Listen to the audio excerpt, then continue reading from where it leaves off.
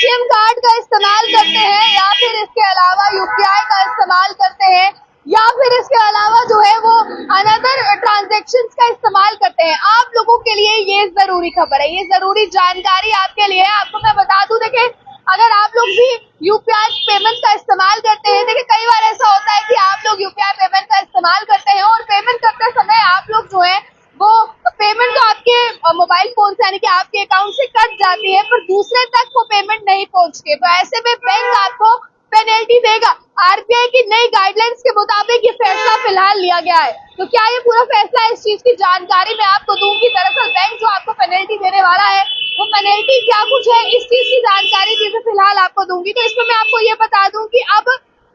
ATM पर पैसे निकालते समय अगर आप किसी को पैसे भेजते हैं तो कई बार ऐसी सिचुएशन आ जाती है कि आपके अकाउंट से तो पैसे कट जाते हैं पर सामने वाले के अकाउंट तक पैसे पहुंचते नहीं है। तो ऐसे में अब आरबीआई ने नई गाइडलाइंस इसमें जारी कर दी है, क्योंकि इस तरह के सर्वर इशू की वजह से लोगों को बहुत दिक्कत आती है। अब फर्ज कीजिए कि अगर आपने कुछ अमाउंट अपने पैसों का किसी को भेजना है और आपके अकाउंट से वो पैसे कट गए पर सामने वाले के अकाउंट में वो पैसे नहीं आए, तो ऐसे में बहुत ज्यादा दिक्कत होती है। और वो दिक्कत भी तब होती है जब आप लोग जो है वो किसी को पैसे भेजना चाहें और वो ना जाए। अब ऐसे में आरबीआई के नए गाइडलाइंस के मुताबिक क्या कुछ कहा गया है, जो पेनल्टी दी गई है उस पेनल्टी के अकॉर्डिंग क्या कहा गया है ये मैं आपको बताऊं। देखिए दरअसल ट्रांजैक्शन के नीचे नेचर यानी कि अभी मैं फिलहाल आपको इसमें बता दूं,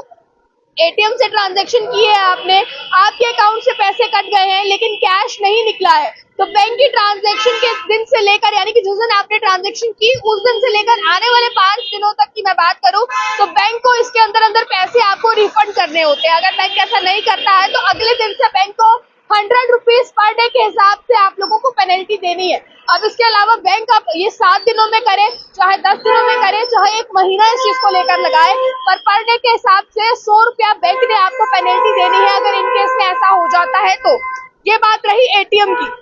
इसके अलावा भी लोग जो है वो यूपीआई का इस्तेमाल करते हैं, आईएमपीएस का इस्तेमाल करते हैं, कार्ड ट्रांजैक्शन करते हैं और अगर इन सब के दौरान पैसे फंस जाते हैं तो आपको मैं ये बता दूं, आपके खाते से पैसे कट गए लेकिन दूसरे के अकाउंट में क्रेडिट नहीं हुए, तो अभी मैं आपको इसमें बताऊं आरबीआई का T+1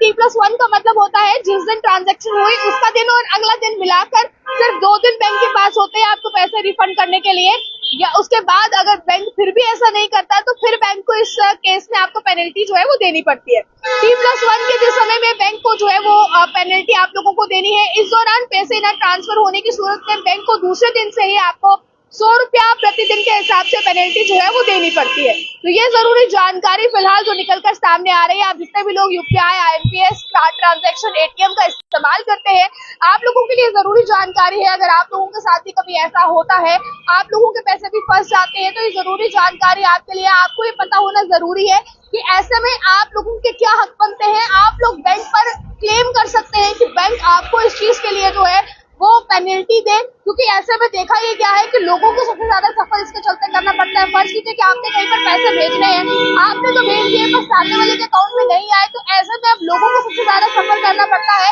और लोगों को सफर ना करना पड़े और बैंक तुरंत इसको चलते काम करे, अपने नेटवर्क स्ट्रॉन्ग करे, इसके लिए आरबीआई ने नई गाइडलाइंस जो है वो जारी कर दी है। तो आरबीआई की इन गाइडलाइंस को किस तरह से आप देखते हैं, क्या इस पर आपकी राय है? अपनी राय को साथ ही साथ कमेंट बॉक्स में रखिएगा। ज्यादा जानकारियों के लिए आप लोग देखते रहे अर्ली टाइम्स। कैमरा पर्सन गुलशन को दीजिए इजाजत।